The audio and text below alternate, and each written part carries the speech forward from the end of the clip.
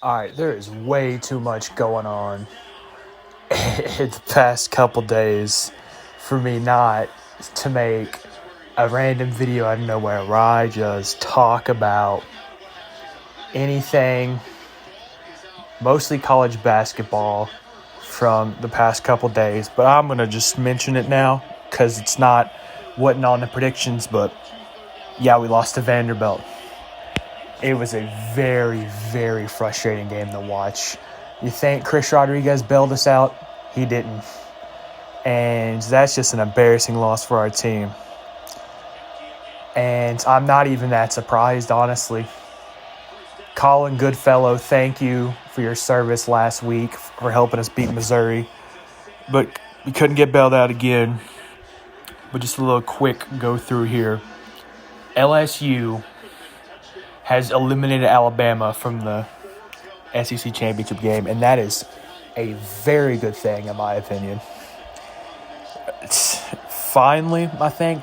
I know in 2019 they didn't make it, but it's probably down here. They escaped Ole Miss. On that fourth down, I thought Dart threw a pretty solid pass. I say this as Washington scores on Oregon, doing a little watch and talk. As I now just see that Boston College beat NC State. I had no idea this happens. When did this happen? I thought NC State had it. So, if I peep, that it wasn't even, I don't even know his name, Jurkic? I don't even know how to say it with a J.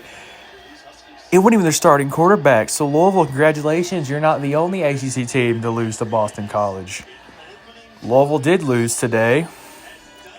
And Tulane lost. Sad. There's still many more games today. But the focus of this isn't just football. It's also going to be basketball as well. As that's what we go to.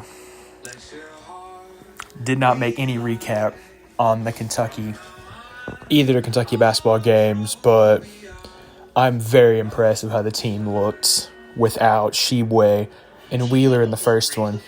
Damian Collins still isn't back. That's fine. He lost his dad, and that is a very sad thing to go through. So it's fine. He's not back with the team yet. Take as much time as he needs. But the team, I'm just glad how we looked. Duquesne, they did start the second half with a little run, and I was getting flashbacks.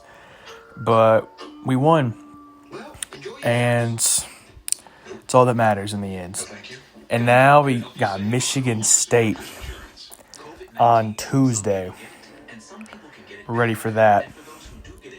Now, let's go. Let's look at some college basketball now, a wide variety. As here we go. I alluded to this in my NFL predictions video, I think, about how I may talk about this, and yeah, I'm going to. Gonzaga got lucky here.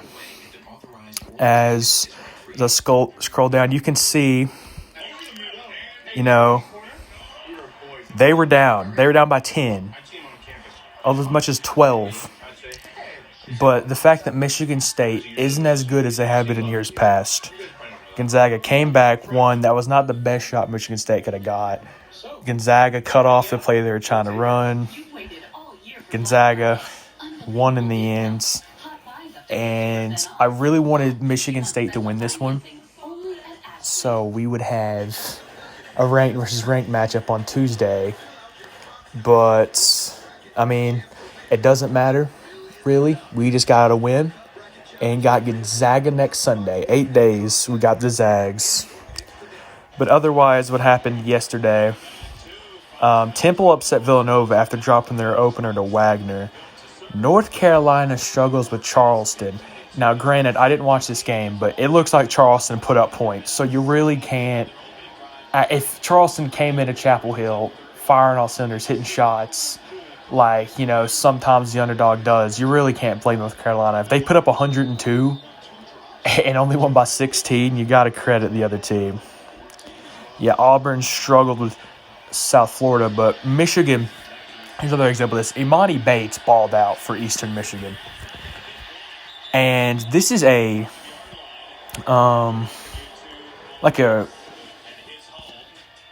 can't think of the word, but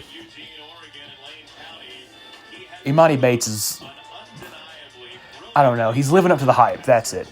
He is now living up to the hype he had. Last year, he was only a 17-year-old freshman at Memphis with I've never really said my feelings on Penny Hardaway, but I believe he is what people think Cal is.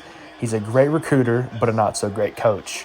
Yes, they did end up getting it together and making the tournament last year, but with that talent they had last year, to be a round of 32 exit, I know we lost in the round of 64 to St. Peter's, but that talent they had to be a 9 seed, and they had Imani, they had Jalen Duren. Now they have Mikey Williams coming in next year. And the fact that they're still and Penny went off in that interview famously last year. They did eventually get together to make the tournament, but it's also not a good look to see how well Imani is playing. Yes, it's on Eastern Michigan, but they played against Michigan. Hunter Dickinson, he did good as usual. I can't wait for us to play Michigan. Can't wait to see that matchup between him and Oscar.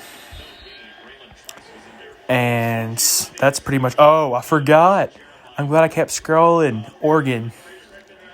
This final score is a lot closer than the game was. Because if you go to the play-by-play, this was ugly. I know UC Irvine, has pulled up a few tournament upsets. You're down 55-28. This isn't like a tournament upset here that will get, every once in a while, a close game. This was a blowout. And that's just bad to see for Oregon because I don't know much about them to begin with. And it's going to quickly go to Wednesday and look for the elusive game of, here it is, game 1 of 2 of making fun of Louisville. Lost to Bellarmine. Now, this isn't as bad as a loss as Oregon had to UC Irvine. That was terrible. But this game here, Bellarmine just was the better cohesive unit.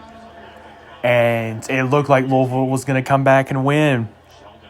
But the miss of the front end 1-1, and that full court chuck by the Bellarmine player it was great. I've never seen anyone do that before. Garrett Tipton balled out for Bellarmine. And when Kentucky plays them, I'm ready to see how they play. They could, if they beat us, then it's karma for me making fun of Louisville here. But I know they're a good team for being their second year in Division I. And Louisville's in a so-called rebuilding year, but this is not a good look. Especially since earlier today, this is probably what's going to wrap up this video, with WKU killing Kentucky State, who we played an exhibition. So, they lost to Wright State. And the worst thing about this for Louisville is they have lost. They're 0-2, and they've lost each game by 1 point. That has to hurt. Especially when it's not to upper tier competition. I mean, they had a double-digit lead in this game. I saw it, and they just let it go. I mean, I don't think Wright State is, a bad team, but once again, it's a mid-major team you should beat. And, yeah, the game winner here, Louisville's up by 5. With 1:30 left, you got to win those games. I know sometimes you're going to let it slip, but against Wright State, you can't. Back-to-back ties. I bet Kenny Payne may wish he was still on that Knicks staff. I mean, and with DJ Wagner making his decision next week, and with how confident that it was pretty much, he was 90% Louisville, 10% Kentucky. But then it started to flip basically the other way around. And with how Louisville's been playing, it'll hurt. It definitely will hurt Louisville seeing us get DJ and them having this tough start. We got the football game against Louisville in a couple weeks, which I am less excited for after today. But, yeah. This was just a video I kind of wanted to just ramble and just recap college basketball. I used a different app this time, but it's still ESPN related. This isn't the main app I use to check scores, but I decided to use it because I thought it would be easier to flip through. It kind of was, it kind of wasn't, but tomorrow, NFL, I'm excited to watch that. I really want to do Kentucky recaps when we play, but it's just sometimes it's difficult to know what to talk about a singular game, as I just saw Oklahoma State beat Iowa State. And college football predictions will be out on either Monday or Tuesday next week like usual. I'm not picking us to beat Georgia. I'm already saying this. I'm not going to be that stupid. Anyways, have a great day, and I'll see you in the next one.